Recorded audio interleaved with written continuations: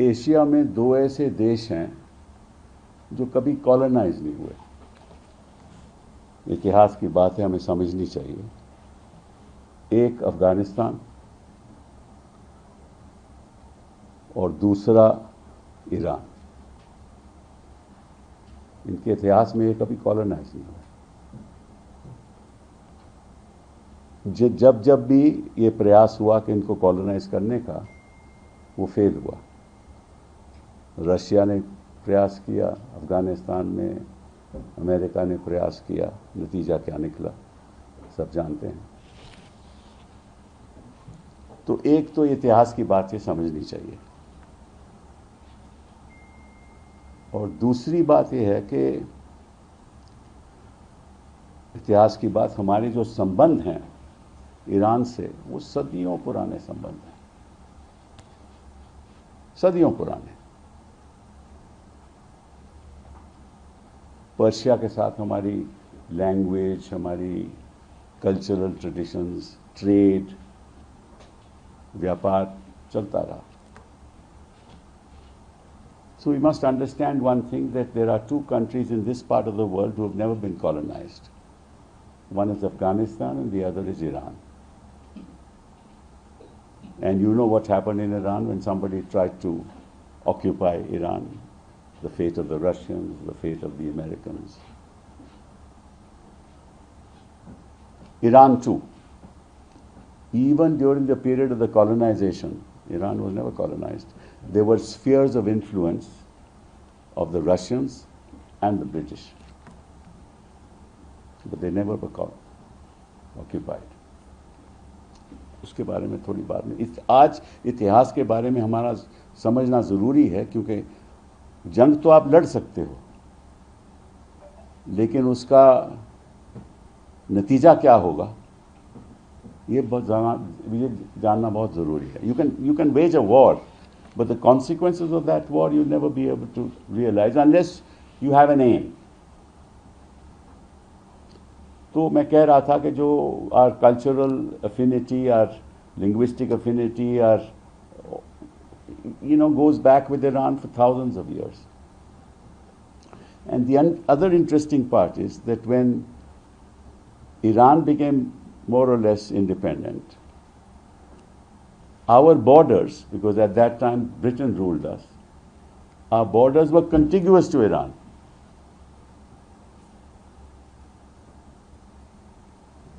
जब अंग्रेज यहाँ राज कर रहे थे तो जो हमारा बॉर्डर था वो ईरान के साथ मिलता था, क्योंकि अंग्रेज़ों की सुजरेनिटी थी, तो वहाँ भी बड़े संबंध हमारे रहे। और तीसरी बात, ये बहुत ज़्यादा इम्पोर्टेंट बात है कि खुमैनी साहब के जो दादा थे वो हिंदुस्तान में पैदा हुए। उनका नाम था सैयद अहमद मुसावी। सैयद अहमद मुसावी साहब बाराबांकी में पैदा हुए, और फिर वो नजफ चले गए पढ़ाई करने के लिए, और उसके बाद 1834 में वो ईरान आ गए, और फिर 1979 में 1989 में Khomeini became the leader of deposing the Shah. तो मैं क्यों इसलिए आपको ये बात बता रहा हूँ कि history has an enormous role to play in the politics of the future. इतिहास का बड़ा एक बहुत इंपॉर्टेंट एस्पेक्ट इतिहास का ये रहता है कि आने वाले दिनों में, आने वाले वर्षों में क्या होगा। आज के दिन तो आप लड़ाई लड़ सकते हो, और हिंदुस्तान में, और क्योंकि संबंध हमारे अच्छे हैं, और इसीलिए जब ये खामेनी साहब की हत्या हुई, उनको मारा गया, तो कहाँ लोग प्रोटेस्ट किए? लखनऊ में, क्योंकि शियास का इन्फ्लुएंस लखनऊ में बहुत है, जम्मू कश्मीर में, तो ये प्रभाव भी है। और साथ साथ 95 लाख लोग मिडिल ईस्ट में हिंदुस्तानी काम कर रहे हैं, 95 लाख लोग। तो ये इतिहास की बात है। और दो देशों की जंग में हम किसी एक देश के साथ साथ दें, उसके नतीजे भी बहुत बहुत होंगे। और हमें ये मालूम होना चाहिए कि अगर हम अमेरिका के साथ दे रहे हैं, और साफ जाहिर है पहली बार ऐसा हुआ है हिंदुस्तान के मतलब कि 2014 के बाद कि मोदी जी के मौन रहने से हमें पता है वो किसके साथ है। ये मौन मोहन की बात नहीं है, ये मोदी जी के मौन रहने की बात है। हमें पता चल रहा है कि वो किसके साथ है, क्योंकि फरवरी 25-26 मोदी जी 2017 के बाद इजराइल गए और 28 को हमला शुरू हो गया। तो निश्चित रूप से या तो नेतन्याहू ने उनको बताया कि हम हमला कर रहे हैं, और अगर नहीं बताया तो वो दोस्ती का ही, फिर काहे की दोस्ती, और अगर बताया तो वो भी एक खतरनाक बात है। तो बताने के बाद भी लगभग कोई 16 करार हुए इजराइल के साथ। हम जानते हैं कि नज़दीकी इजराइल के लिए हमारी क्यों है, क्योंकि हम टेररिज्म के साथ लड़ाई करना चाहते हैं, उसको ख़त्म करना चाहते हैं। हमारी टेक्नोलॉजी हमें इजराइल से मिलती है, वो अच्छी बात है, वो बुरी बात नहीं है। लेकिन किसी देश पे हमला करके उसकी लीडरशिप को मार देना और एक लक्ष्य हो और हम चुप रहें, ये हमें तो अच्छा नहीं लगता। मैं आपको एक और बात बताना चाहता हूं। हम 56 इंच की छाती की बहुत बात करते हैं आजकल। मैं नेहरू जी की 56 इंच की छाती के बारे में बात करूंगा, क्योंकि रोज नेहरू जी की आलोचना करते हैं। तो जब रशिया इन्फ्लुएंस कर रहा था, उनकी फोर्सेस ईरान में थी, और मैं 1953 की बात कर रहा हूं, तो नेहरू जी ने एक बयान दिया, हालांकि वो रशिया के बड़े नज़दीक थे, आपको मालूम है। उस समय उन्होंने रशिया की आलोचना की कि जब तक Russian forces continue in Iran, that is inconsistent with the rights of the Iranian people. ये पब्लिकली उन्होंने एक इंटरव्यू करके स्टेटमेंट दी कि अगर रशिया के वहाँ जो मिलिट्री है अगर ईरान में है, ये गलत बात है, और रशिया को अपनी फोर्सेस विड्रॉ करनी चाहिए, अपनी मिलिट्री इस्टेब्लिशमेंट विड्रॉ करनी चाहिए। ये ईरानियन जनता का हक है आपको देश को खुद चलाने का। ये मोदी, मैं नेहरू जी की बात कर रहा हूँ। और यहाँ मौन रहने से ये लगता है कि इजरायलीज का हक है कि वो ईरान को तबाह कर दे। दूसरी बात, 56 इंच की छाती की बात करूंगा, और आप याद करिए ये बात है 1994 की। जम्मू कश्मीर में बड़े टेररिज्म का बढ़ावा हो रहा था, आपको याद होगा उस समय। और उस समय खामेनी साहब क्योंकि लीडर थे ईरान के, क्योंकि 10 साल तो रहे खोमेनी साहब 1989 से 1989 तक, और उसके बाद खामेनी साहब आए। और खामेनी साहब ने बाद में कश्मीर के लोगों के हक में बयान दिए हमारे खिलाफ। लेकिन 1994 में क्या हुआ कि जब ये हो रहा था तो नरसिम्हा राव जी प्रधानमंत्री जी थे, तो उन्होंने दिनेश सिंह को भेजा ईरान और बोला कि आईओसी की एक रेजोल्यूशन पास होने वाला है ह्यूमन राइट्स कमीशन में, यूरोप में, जनीवा में, तो आप विरोध करो प्लीज उसका। दिनेश सिंह गए, खामेनी साहब ने उनको बोला कि हम विरोध करेंगे। आईओसी के रेजोल्यूशन में पाकिस्तान जो ला रहा था, विरोध हुआ, वो रेजोल्यूशन पास नहीं हुआ। ये हुई 56 इंच की बात, 56 इंच की छाती की बात। तीसरा, मनमोहन सिंह के बारे में 2006 का वाक्य। 2006 में हुआ कि IAEA की मीटिंग थी, और मीटिंग क्या थी कि IAEA में अमेरिका चाह रहा था कि हम उसके हक में वोट करें अगेंस्ट ईरान, क्योंकि यही न्यूक्लियर फैसिलिटी की बात हो रही थी। तो डॉक्टर मनमोहन सिंह ने, हालांकि आपको मालूम है कि उस समय हमारा न्यूक्लियर डील हो रहा था और अमेरिकन ने यह कहा डॉक्टर मनमोहन सिंह को that your nuclear deal will be under threat, आपका न्यूक्लियर डील खतरे में होगा अगर हमें वोट नहीं करेंगे। तो मालूम डॉक्टर मनमोहन सिंह ने क्या कहा कि we will be guided by our own national interest. ये हुई 56 इंच की छाती की बात। तो यहां मौन रहते हैं और जो बोलने वाले हैं वक्त पे बोलते हैं, और जो वक्त पे नहीं बोलेगा उसको खमियाजा निभाना पड़ेगा। It's very important to know this, that history teaches us a lot of things. Way back in 1953, it is Pandit Nehru who opposed the occupation of the Russian forces in Iran and said that the rights of the Iranian people must be respected and the forces must move out. That's the courage of a prime minister who was close to Russia and yet made that statement. And in 1994, it was Narsim Rao who sent Dinesh Singh to Iran to persuade Khamenei, who had by then come to power, who later, in fact, sided with the Kashmiri people against India.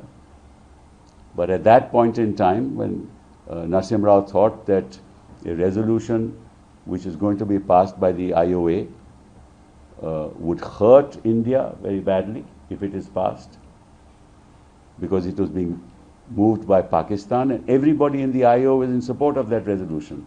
And we were able to persuade Khamenei to vote against it, and the resolution never got moved. That's when a strong prime minister does. He stands on principles, doesn't take sides.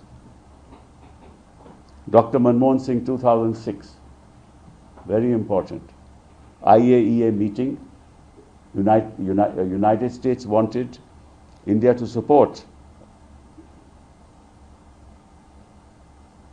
in their resolution in the IAEA for curtailing the rights of the Iranian people to use nuclear energy for peaceful purposes. And they said that if you do not do that, it might bring the nuclear deal, which we were having, the negotiations we were having, as you know, would be in jeopardy. And Dr. Manmohan said, nothing doing. We're not going to be guided by somebody else's interests. We will be guided by our own interests, and we'll take our own position. These are prime ministers who spoke when there was need to speak, who remained silent when it was not necessary to speak. और हमारे प्रधानमंत्री हैं जो वक्त पे बोलते नहीं और बेवक्त बोलते हैं। ये खासियत है। 1.5 घंटा भाषण और यहाँ मौन। मौन कौन है? मनमोहन सिंह जी नहीं। यही इतना मैं बात करूंगा आपसे। दूसरी बात, हमारे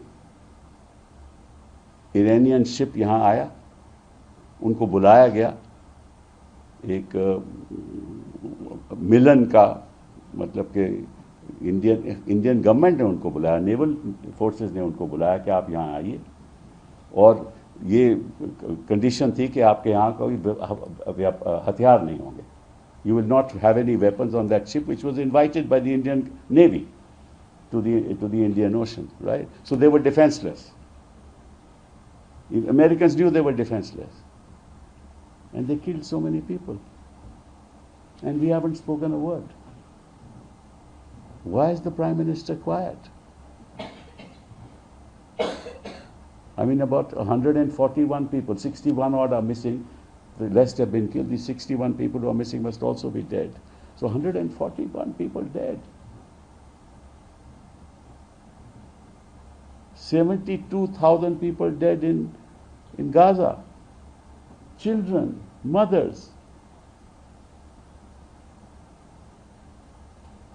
45 girls dead in Iran, in a school. And all we say is that we have nothing to say. Isn't it sad for a great country, the mother of democracy? We can't orphan our democracy. We're a great country. We stand for values. We've always stood for values. कूटनीति दो levels पे चलती है, foreign policy दो levels पे चलती है। एक द लेवल ऑफ नैतिकता, मोरालिटी, एंड दूसरा लेवल ऑफ सेल्फ इंटरेस्ट। और कभी कभार ऐसा होता है कि our value system is more important than temporary self interest. तो हमें बोलना चाहिए। हमने कहा ना, जब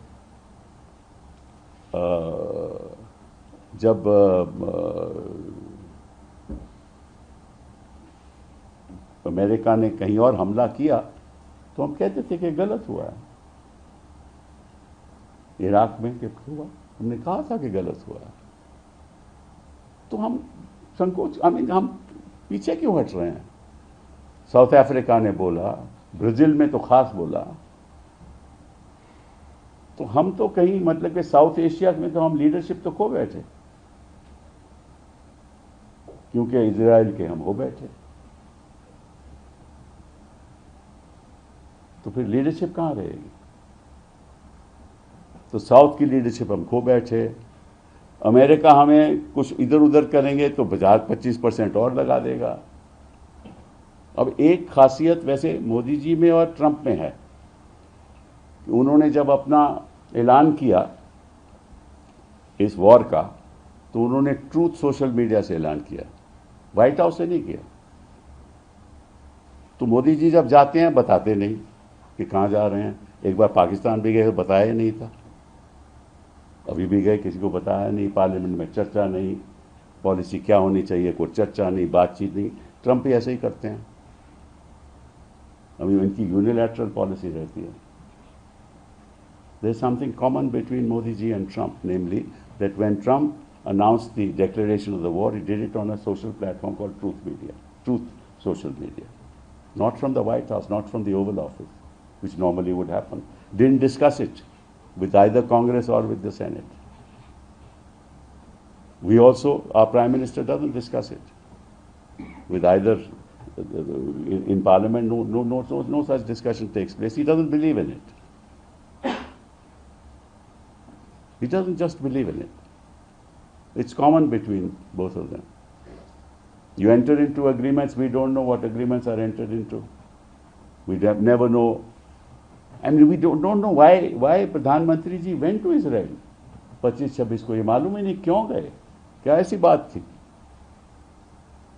खासी बात होगी ना, तो आके भी नहीं बताया, क्योंकि आके इलेक्शन जीतना है और नीतीश जी को खत्म करना है, राज्यसभा लेके उसको खत्म करना है। तो मैं कई बार बोलता हूं कि इनका लक्ष्य केवल एक है, किसी तरीके से हिंदुस्तान में इलेक्शन जीते, बाकी होता रहेगा। जो इजराइल करे वो करे, हमें क्या लेना देना है।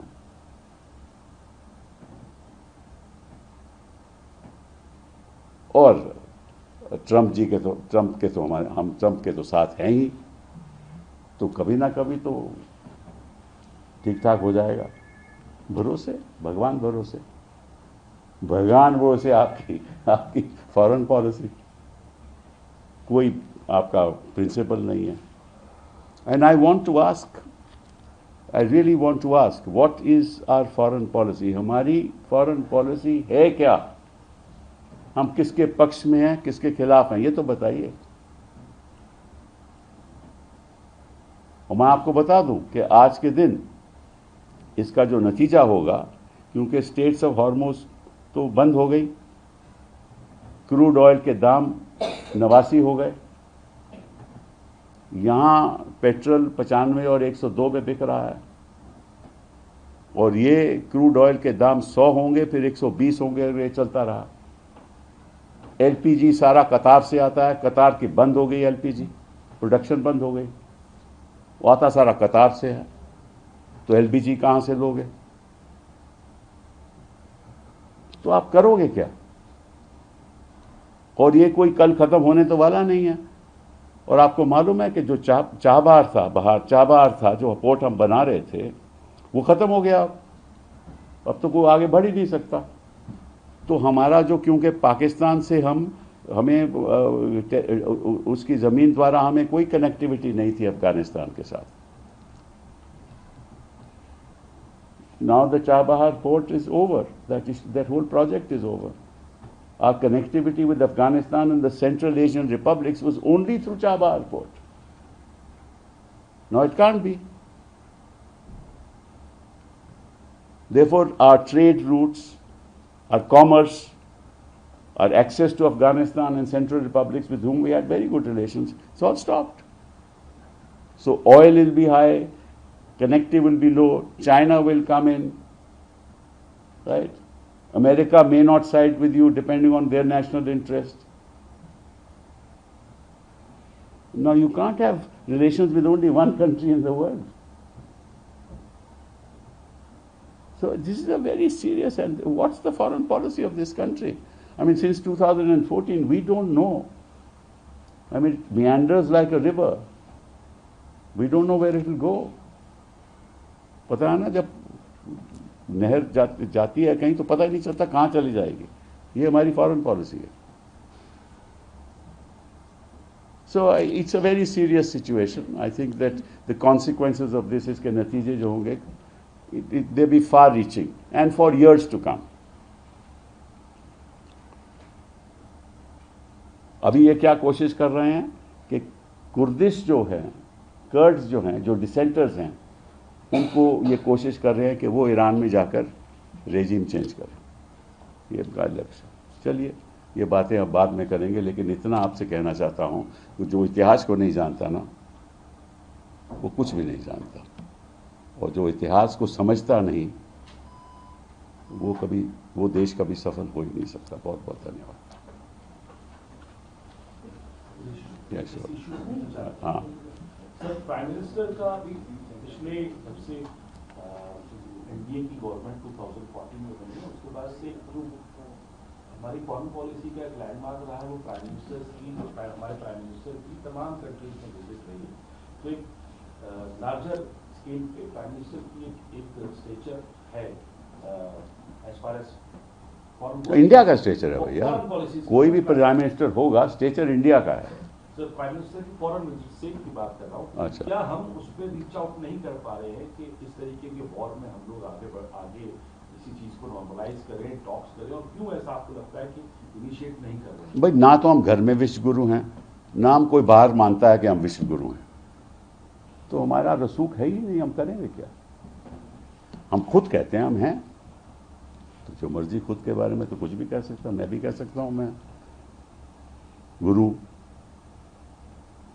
आप पूछेंगे तेरे डिसाइपल कहाँ हैं भैया, पूछेंगे आप।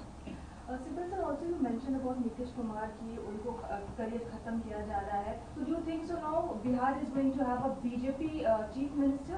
I don't know. See, look, I have been saying this for a long time, and I'll repeat it. The political strategy of the BJP in every state in this country, right, is to destroy the regional party. Right? They have already destroyed, according to me, the two regional parties which are part of the coalition in Maharashtra. According to me, they have already destroyed them. ठीक है? They will take over the JDU very soon. If Nitish comes here, they will ask the JDU people to join them, or they'll do something, split or something like that. That's been their strategy throughout. In some states that cannot work because they have no foothold. So wherever it is, there are regional parties which are in power. They will first, for example, Anna DMK. They tie up with Anna DMK because they have no legs to stand on. There is no regional party in West Bengal, so it has to be a one-to-one fight. They are nowhere in Kerala, right? And they tie up with JDS, though JDS is a non-player, right? So their whole strategy is to have a one-to-one fight with the Congress, and then they hope they'll win an election. That's what their strategy is. So JDU has no future. So, but sir, how do you see the impact of this change of regime in Bihar on national politics? Will Chandrababu Naidu of TDP will be the next thing when we are seeing the... No, at the appropriate time, yes, they'll be the victims too. At the appropriate time. That they are very clever at. Because their overall strategy is a one-to-one, I'm telling you. Sir आप इसको हिंदी में भी बोल रहे हैं हाँ, तो इनका जो स्ट्रैटेजी रहता है कि भाई जो भी छोटे छोटे दल हैं कहीं भी हों या बड़े दल भी हों, पहले तो उनके साथ समझौता करो, उनके साथ सरकार बनाओ, फिर उन्हीं को ही हड़प लो, ठीक है ना। और ये इन्होंने महाराष्ट्र में भी कर दिखाया है, अभी देखो इलेक्शन में कर दिखाया ना, उनके कोई अहमियत ही नहीं जो बाकी पार्टनर्स हैं इनके, चाहे वो शिवसेना इनका ग्रुप हो और चाहे पवार साहब का, अजीत पवार का ग्रुप था जो, ठीक है ना, वो तो रेलेवेंस रहा नहीं उनका। और जहाँ जहाँ भी ये छोटी पार्टीज होती हैं वहीं उनको ख़त्म कर देते हैं, या उनको स्प्लिट करके अपने पास ले आते हैं या उनको हड़प लेते हैं। आपको उनको लेन देन का इनका बड़ा मतलब कि मास्टरी है। So do you believe that India Bloc should also approach such parties, specifically if we talk about JDU in particular, that an offer can be given or should be given to JDU? तो मुझे क्या पता what India Bloc will do. I don't expect express any personal opinions in matters of this nature. I have no personal influence on that, right? Okay, thank you.